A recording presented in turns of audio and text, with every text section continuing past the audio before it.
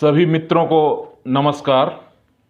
दोस्तों, मैं दीपक कुमार आप सभी दर्शकों का अपने सोशल मीडिया मंच ठाकुर साहब बिहार पर हार्दिक स्वागत करता हूं। दोस्तों, जैसा आप सभी जानते हैं कि शाम का ये वक्त मेरे चैनल पर न्यूज़ बुलेटिन का होता है और मैं रोज़ प्रतिदिन इस समय पर एक न्यूज़ बुलेटिन 10 मिनट के अंदर का चलाता हूं, जिसमें सभी प्रमुख खबरों को थोड़ा थोड़ा दिखाया जाता है।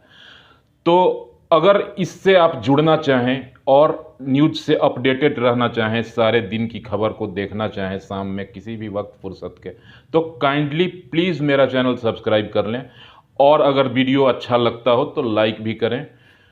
आप लोगों का समय बेहद कीमती है, इसको बिल्कुल बर्बाद न करते हुए सीधा खबर की तरफ चलेंगे। और पहली खबर जो आ रही है वो भारत जोड़ो यात्रा से है। दोस्तों, आप सबों को मालूम है कि कांग्रेस के उपाध्यक्ष राहुल गांधी आजकल भारत जोड़ो यात्रा पर हैं। पिछले 3-4 महीनों से लगातार वो पूरे भारत की पद यात्रा कर रहे हैं। इस यात्रा का समापन 30 जनवरी को जम्मू कश्मीर श्रीनगर में होना है। और दोस्तों, इस समापन समारोह की तैयारियां भी कांग्रेस पार्टी अपने स्तर से भव्य तरीके से करने जा रही है। इसी आयोजन को लेकर के बिहार के मुख्यमंत्री और सत्ताधारी पार्टी जदयू को कांग्रेस पार्टी की तरफ से निमंत्रण भेजा गया था कि आप भी 30 जनवरी को श्रीनगर में शामिल हों, जिससे जदयू ने साफ इनकार कर दिया है। जदयू के राष्ट्रीय अध्यक्ष ललन सिंह जी ने कांग्रेस को पत्र लिखकर यह सूचित कर दिया है कि चूंकि नागालैंड में चुनाव है और वहां 30 जनवरी को रैली भी प्रस्तावित है, इसलिए जदयू से कोई भी आपके समापन समारोह में भाग नहीं ले पाएगा। सत्ता में शामिल कांग्रेस बिहार में, उसके लिए ये एक झटके से कम नहीं है दोस्तों। चूंकि सभी जानते हैं कि राहुल गांधी जी को प्रोजेक्ट करने की कोशिश की जा रही है प्रधानमंत्री के तौर पर, और जनता दल यूनाइटेड में नीतीश कुमार जी को भी प्रधानमंत्री पद के रूप में देखा जाता है। यह भी एक कारण बताया जा रहा है कि जदयू भारत जोड़ो यात्रा से दूरी बनाकर रखना चाहती है। वैसे दोस्तों, ये कांग्रेस और राहुल गांधी के लिए एक झटके से कम नहीं है कि जैसी की खबर आ रही है कि इस समापन समारोह में जो श्रीनगर में तय हुआ है, इसमें ना तो मायावती शामिल हो रही हैं, ना अखिलेश यादव शामिल हो रहे हैं, ना ही तो इसमें सीताराम येचुरी के शामिल होने की खबर है। और बहुत सारे जो विपक्षी खेमे हैं उसकी कई पार्टियां इस समारोह से दूरी बनाए रखना चाहती है। निश्चित रूप से ये कांग्रेस का निजी कार्यक्रम था भारत जोड़ो यात्रा, और ये काफी हद तक प्रचारित भी हुआ, लोकप्रिय हुआ। अब राहुल गांधी जी को इस यात्रा से क्या फायदा मिला नहीं मिला, ये तो 2024 के चुनाव में पता चलेगा। बढ़ते हैं दोस्तों दूसरी खबर की तरफ। दूसरी खबर पंजाब के कैप्टन अमरिंदर सिंह, जो कि पंजाब के कई दफे मुख्यमंत्री रह चुके हैं, उनसे जुड़ी हुई आ रही है। सत्ता के गलियारों में ऐसी चर्चा जोरों पर है कि पूर्व मुख्यमंत्री कैप्टन साहब को महाराष्ट्र का राज्यपाल बनाने की तैयारी चल रही है। दोस्तों, कैप्टन अमरिंदर सिंह कांग्रेस के बहुत ही दिग्गज नेता रह चुके हैं, जिन्होंने 2021 में कांग्रेस पार्टी छोड़ दी थी। 2021 में ही उन्होंने एक अपनी पार्टी बनाई, उसका क्या नाम था मुझे एग्जैक्ट याद नहीं, लेकिन 2022 में भारतीय जनता पार्टी और मोदी नेतृत्व से प्रभावित होकर कैप्टन साहब ने अपनी पार्टी का विलय भाजपा में कर लिया था।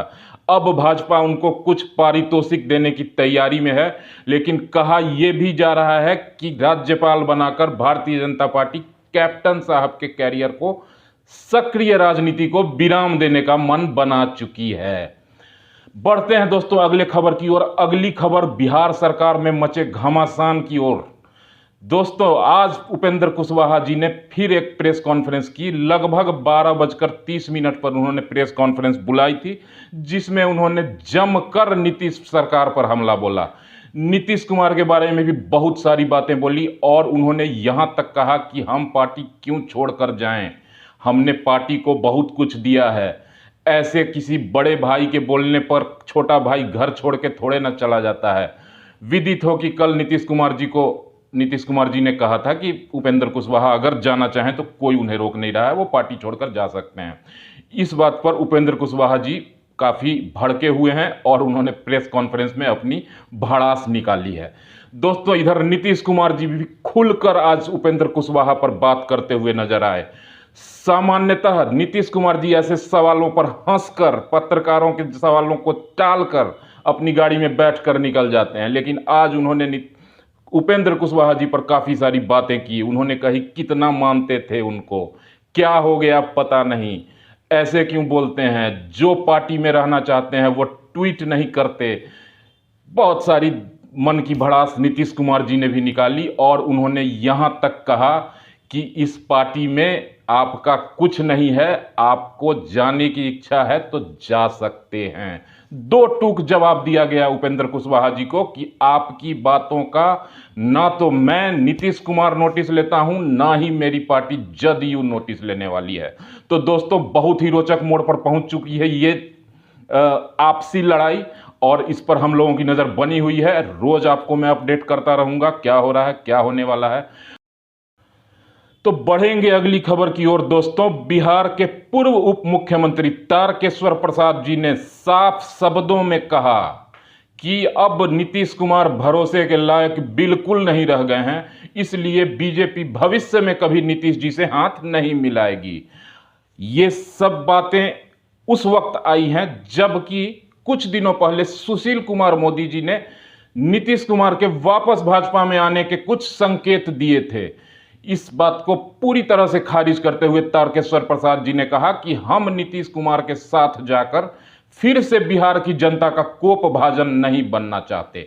हम नीतीश कुमार पर भरोसा नहीं कर सकते और अब बीजेपी नीतीश कुमार से हाथ कभी नहीं मिलाएगी। बढ़ेंगे अगली खबर की ओर दोस्तों। अगली खबर आ रही है सर्जिकल स्ट्राइक से संबंधित। दोस्तों, सर्जिकल स्ट्राइक पर दिग्विजय सिंह ने फिर से एक बयान देकर बखेड़ा खड़ा कर दिया। कल अपने बयान में दिग्विजय सिंह जी ने कहा था कि सरकार बिना किसी प्रामाणिकता के सर्जिकल स्ट्राइक का ढिंढोरा पीटती है। सरकार को वीडियो सबूत दिखाना चाहिए कि सर्जिकल स्ट्राइक हुआ था। हास्यास्पद है दोस्तों। खैर, उनके इस आरोप के बाद उन्हीं की पार्टी के राष्ट्रीय उपाध्यक्ष और सर्वे सर्वा राहुल गांधी जी ने इस बयान से पल्ला झाड़ लिया। उन्होंने कहा कि ये दिग्विजय सिंह के निजी विचार हो सकते हैं, मैं या कांग्रेस पार्टी दिग्विजय सिंह के इस विचार से बिल्कुल असहमत है। हमें सेना पर कोई शक नहीं है, अगर सेना ने मारा है तो मारा है।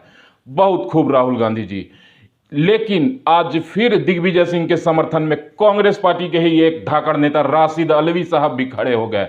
उन्होंने फिर से बयान को आग लगाने की कोशिश की कि हाँ, सेना को तो सबूत नहीं, लेकिन सरकार को सबूत देना चाहिए। सेना पर हमें भरोसा है और सरकार पर भरोसा नहीं है। अजीब सी बातें हैं दोस्तों। अगर सेना पर भरोसा है तो सरकार पर भी करो। चूंकि सर्जिकल स्ट्राइक की घोषणा, सर्जिकल स्ट्राइक के बारे में जानकारी तो सेना ने दिया था, तो जब सेना पर भरोसा है तो फिर ये सवाल उठाने का क्या मतलब बनता है। अब बात करेंगे दोस्तों मौसम की। पारा बढ़ने के साथ ही ठंड के प्रभाव में बहुत हद तक कमी महसूस की जा रही है। दोस्तों, बिहार के सभी जिलों में औसतन या न्यूनतम 10 डिग्री सेल्सियस से ऊपर तापमान रिकॉर्ड किया गया है। दिन के समय में तो ये पटना में कल 17 डिग्री सेल्सियस तक चला गया था। मैंने कई जगहों पर लोगों को पंखे चलाते देखे हैं। ये अच्छी बात है कि ठंड और कोहरे का प्रकोप कम हुआ है, मौसम नॉर्मल है, बहुत ही अच्छा सुहावना मौसम बना हुआ है। अगले 5 दिनों तक मौसम विभाग के अनुसार ऐसे ही मौसम बने रहने की उम्मीद है। तो दोस्तों, अब न्यूज़ बुलेटिन समाप्त करने का वक्त आ गया है। मिलेंगे आपसे कल इसी वक्त फिर नई खबरों के साथ। तब तक के लिए अपने इस दोस्त, अपने इस भाई को इजाज़त दीजिए। अपना ख्याल जरूर रखिएगा और मुझे भी दुआओं में याद रखिएगा। सब्सक्राइब जरूर कीजिएगा, वीडियो पसंद आने पर लाइक भी कीजिएगा। धन्यवाद और नमस्कार।